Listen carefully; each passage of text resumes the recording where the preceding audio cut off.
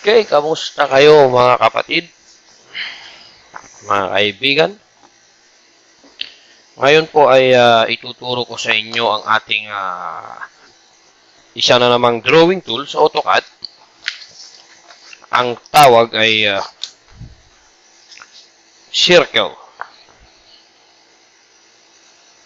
So, bago ko umpisahan ay sa mga hindi pa po nakapag-subscribe, pa-subscribe na lang po. Pa-click natin yung ating subscribe button at ang ating bell, notification bell, para kayo po ay ma-update kung meron tayong bagong video o tutorial na isi-share. Okay? So, buksan na natin ang ating AutoCAD.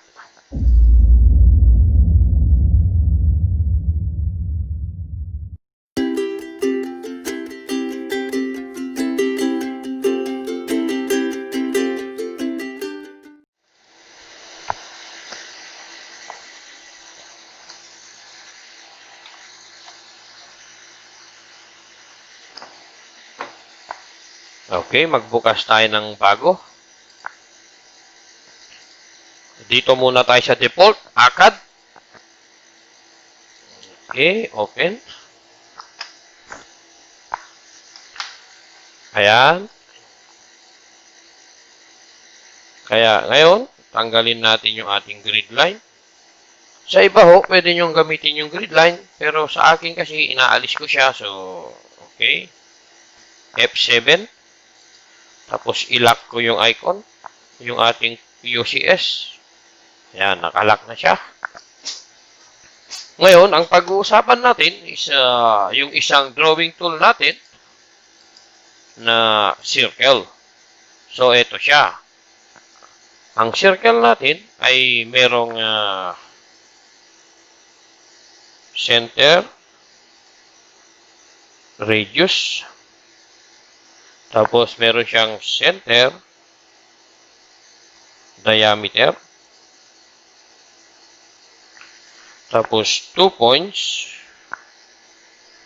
meron din siyang 3 points, meron din siyang tangent,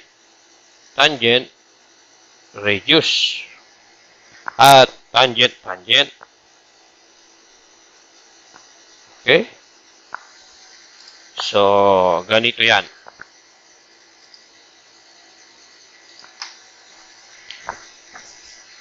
So,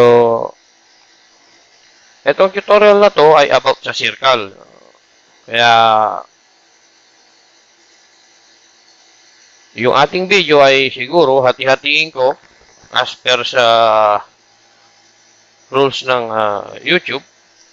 So, hati-hatiin ko siya every 10 minutes. So, part 1, part 2 na lang. Kung sakaling mahaba yung i-discuss ko ngayon, hati-hatiin ko na lang, okay? Basta panoorin nyo na lang at sana may matutunan kayo, okay? So, ang ating command sa sa circle is C, okay? So, wait. Gawa ako ng text.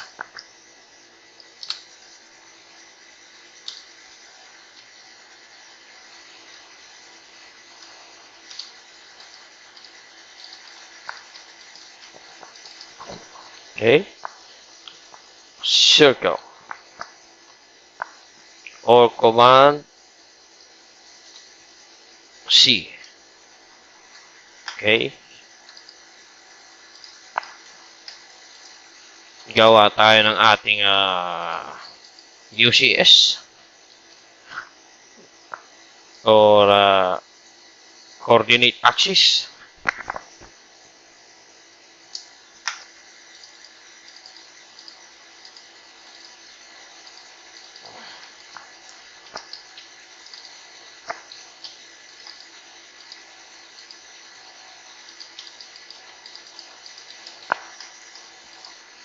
Okay. So, kanina, ang sinabi ko ay center, radius. So, dito sa ating center, radius, center, radius. So, dito sa ating center radius, meron tayong radius or command R. Tapos,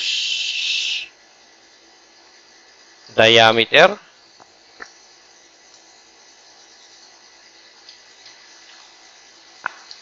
Or command D.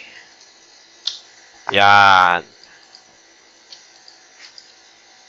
Okay? Yung command R dyan at command D ay kung nakapag-command ka na ng C. So, ganito siya. C, sabi dyan, command C, circle, specify center point for circle. Or 3P, 2P, TTR, or tangent radius. So, saka na natin pag-usapan yan. Isa-isayin lang natin. Dito muna tayo sa C, or C, then radius. Okay? So, C lang tayo. Specify center point for circle. Dito tayo sa intersection. Okay? Ayan yung sinasabi ko. Tingnan nyo yung sa baba, command bar natin sa baba. Ang nakalagay dyan is circle. Specify radius of circle or diameter. Yan yung sinasabi ko. So, naka-radius tayo ngayon. Yan, R yan. Kaya kung nag-command ka ng D, ayun, naka-diameter na siya. So, specify diameter of a circle. So, halimbawa lang 2. Yan. So, enter lang para matanggal yung command. Babalik siya sa 0. Ngayon, try natin ulit yung radius. Balik tayo sa radius. So, command C. Ayan. First point. Oh. Radius tayo. R. Okay, naka-radius na pala siya. So, ganun, naka-radius na yon. So, yung command R at command D, yung R, default na yan pag nag-command ka ng C. Ngayon, may option ka, pwede mong gawing command D kung diameter. Okay, so ipapakita ko ngayon. So, limbawa, command tayo ng C, intersection, radius tayo ngayon, naka-default radius tayo. Kasi pagka-command mo ng C or circle, naka-default na siya sa radius. So, ayan, naka-specify. So, command C tayo. Okay. Ngayon, command C, specify point for circle. Ayan.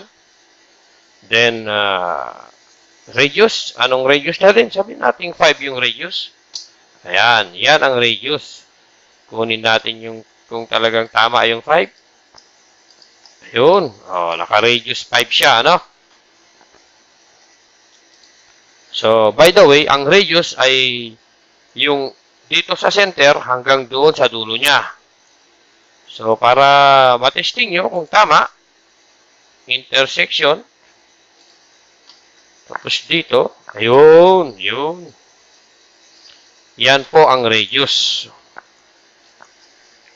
So, ngayon, pagka kunin mo yung diameter niyan, ang diameter natin is ito, yung paikot. So, ang magiging diameter niyan ay 10.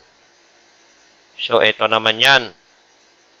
So, tingnan nyo line. Kunin natin yung dulo. Yung dulo. Ayan. Yan ang diameter niya. 10. So, ganito siya. Diameter. Click mo yung circle. O, nakita nyo. 10 siya. So, yan po ang circle command with topic number 1 natin. Center and radius. Okay? So, yun. Pagdating sa center at center radius, meron tayong radius command, R, at saka radius, at saka diameter. So, command R and command D. So, ganito siya. Hindi, lakihan.